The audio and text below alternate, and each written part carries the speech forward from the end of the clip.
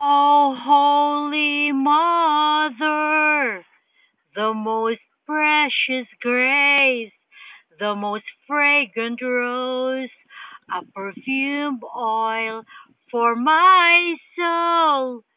You are so dear to me because you're the mother of the Son of God. You are the very life of heaven and universe. United we stand, shall never be divided nor fall. Your being immaculate, calculate the end of the world.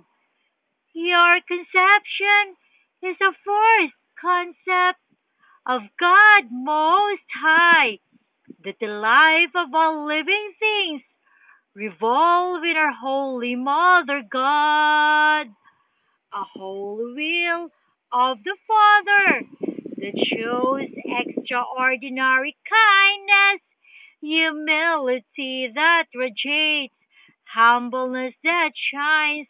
Oh, awesomely, Mother, you're so great, and that is really true.